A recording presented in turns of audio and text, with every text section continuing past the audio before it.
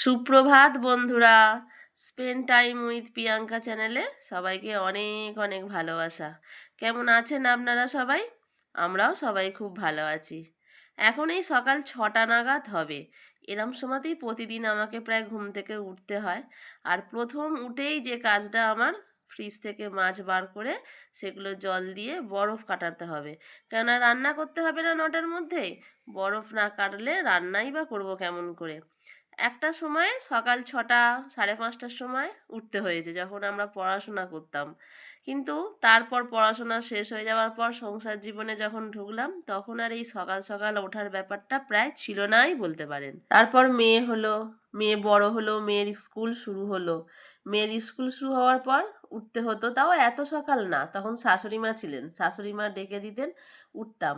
উঠে তাকে টুকটাক রেডি করিয়ে দিয়ে সেরকম হাতে সময় থাকলে আবার একটু বিছানায় গড়াগড়ি খেতে পারতাম। বললাম না, সংসারে সেরকম কিছু আমাদের চাপ ছিল না।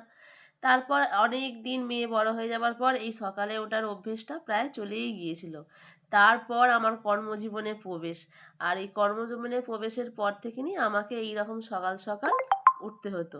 কিন্তু সকাল সকাল প্রথম কিন্তু উঠতে পারতাম না, অ্যালার্ম দিয়ে রাখতাম, তাও উঠতে ইচ্ছা করতো না। কিন্তু আস্তে আস্তে উঠতে উঠতে এখন আমি কিন্তু অ্যালার্ম ছাড়াই উঠি। আমার অ্যালার্মের কোনো প্রয়োজনই হয় না। ঠিক আমার যখন ঘুম ভাঙার টাইম দেখব, ঠিক সেই সময়ই আমি ঘুম থেকে উঠে গেছি। আর এটা হয়তো অভ্যাসের জন্যই হয়। একটা কথা আছে না, মানুষ অভ্যাসের দাস। যার যেটা অভ্যাস করব সেটাই হয়ে যাবে। তো দেখুন, সকাল সকাল এখন রোজই উঠে রান্নার কাজের জন্য অনেকটা কাজ এগিয়ে নিয়েছি আর সংসারী হয়ে গেছি। এখন নিজেকেই আমার মনে হয় আমি অনেকটা সংসারী হয়ে গেছি। আর এই তো কথা বলতে বলতে আজ যা যা রান্না করব সেই আনাজপাতি কেটে গুছিয়ে নিয়েছি জানেন। আর এই যে ব্রোকলিটা দেখাচ্ছি আপনাদেরকে, এই ব্রোকলিটা কিন্তু নষ্ট হয়ে গেছে। সেই যে বড় ব্রোকলিটা ছিল তার কিছুটা রান্না করেছি, আর এইটাকে ফেলেই দিতে হলো। খুব খারাপ লাগছিল, কিন্তু কিছু করার নেই। আর গতকালকে বরুণ রাত্রিবেলায় কিছু বাজার করে নিয়ে এসেছে, সেইগুলো আর আমার দেখার এখন সময় নেই। জাস্ট এমনি ব্যাগটা নেড়ে ঘেঁটে দেখে নিলাম কি কি নিয়ে এসেছে। রান্নাঘরে এসেই সবার প্রথম এই রান্নাঘরের জানলাটাকে খুলে দিই, যাতে আলো বাতাস রান্নাঘরে আসতে পারে। আর দেখবেন, আলো বাতাস আসলে যেন বেশ অনেকটা পজিটিভিটি বলে মনে হয় আমার। সেই জন্যই আমি আগে এসে রান্নাঘরের জানলাটা খুলে দিই। আর আজকে দেখি মেয়েও উঠে গেছে। এই কদিন দেখছি মেয়ে উঠছে সকাল সকাল, উঠে ও রান্নাঘরে জল গরমের জন্য এসেছে। আর দেখুন, আগের দিন রাতে ভেবেছিলাম তেলটা ঢেলে রাখবো কেটে, কিন্তু ভুলে গেছি। এই বয়স হচ্ছে, বোঝাই যাচ্ছে, মাথার বুদ্ধি টুদ্ধি স্মৃতি শক্তি সবই কমে আসছে। তাই রান্না শুরু করার আগে এই তেল কেটে তেলের বোতলে এখন তেল ঢালছি। এটা কিন্তু খুবই একটা কঠিন কাজ আর সময় সাপেক্ষ কাজ, ধীরে সুস্থে মানে করতে হয়, নইলেই তেল পড়ে গেলে আরও বেশি কাজ আমার বেড়ে যাবে। তো এই তেল ঢেলে এবার তো রান্না করতে হবে, টিফিন করতে হবে, আর বোরনকে টিফিনপত্র রেডি করেও দিতে হবে। ও যেহেতু টিফিন নিয়ে রোজের যায়, যখন দোকান যায়, তাই রান্না বান্না করার আগে আমাকে টিফিনটা করতে হয়। টিফিন করে টিফিন গুছিয়ে তাকে দিতে হবে, সে নিয়ে যাবে। তা 9টার মধ্যে মোটামুটি আমাকে রান্না সেই জন্য প্রায় কমপ্লিট করে ফেলতেই হয়। দেখুন, আমার টিফিন হয়েও গেছে, আমি টিফিনটা গুছিয়েও দিয়েছি যাতে ও নিয়ে বেরিয়ে যেতে পারে। এবার ও ঠাকুর প্রণাম করে রোজকার মতন তো দোকানের জন্য বেরিয়ে যাবে। এটা ওর বরাবরেরই অভ্যাস। যখন আমরা নিচে একসঙ্গে থাকতাম তখনও সবাই, আমাদের বাড়ির ছেলেরা আর কি, দোকান বেরোনোর আগে ঠাকুর প্রণাম, যখন মা বাবা মারা গেল তারপর মা বাবাকে প্রণাম করেই ওরা ওদের কর্মজায়গায় বের হয়ে যায়। আর এই দেখুন, এখন পুরো 9টা বাজে, আমার রান্না বান্না কমপ্লিট করে এমনকি রান্নাঘরও আমার একদম পরিষ্কার করা হয়ে গেছে। আর এই যে ছোট হাঁড়িটা দেখছেন, এটা কিন্তু আমার হচ্ছে বিস্কুট, আর নিচে যে আমার লালু আদু কালু থাকে ওদের জন্য ভাত হচ্ছে। আমি তো আগেই বলেছি ওদের ভাতটা পরে মাসি বানায়। আর টেবিলে আমি রান্না বান্না করে সমস্ত কিছু রেখে দিয়েছি। আর এই দেখুন, যে কাজটা আমাকে করতেই হবে প্রতিদিন, এই বিস্কুটকে নিয়ে মাঠে বের করে ওকে হিসিপটি করানো। আর দেখুন, আমি বারবার এদিক ওদিক দেখছি। ওই যে ছোটো ছোটো বাচ্চাগুলো আছে না, ওরা আমাকে দেখলেই দৌড়ে আসবে, আর আসলে পরেই তখন বিস্কুট তার চিৎকার শুরু করবে। আর আজ ছিল বিস্কুটকে কৃমির ওষুধ খাওয়ানোর দিন, তার জন্য একটু মটনের আলু রেখে দিয়েছিলাম। ও না কিছুতেই খেতে চায় না কৃমির ওষুধ, ওকে অনেক কাণ্ড করে কৃমির ওষুধ খাওয়াতে হয়।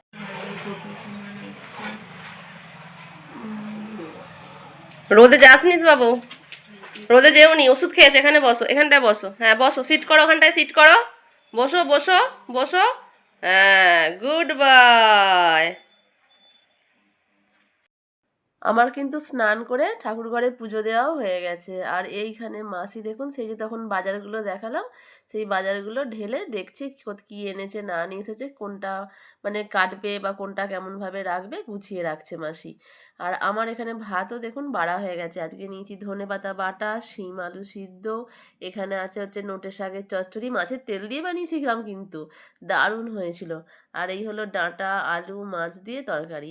ডাঁটাটা খেতে আমাদের প্রায় সবাই ভালোবাসে, আর এখন ডাঁটা তো খাওয়া ভালো। কিন্তু জানেন সজনে ফুল যেটা হয়, সেই ফুলটা খেতে এত সবাই ভালোবাসে, কিন্তু সজনে ফুল এবছরে এখনো অবধি একবারও খেতে পেলাম না।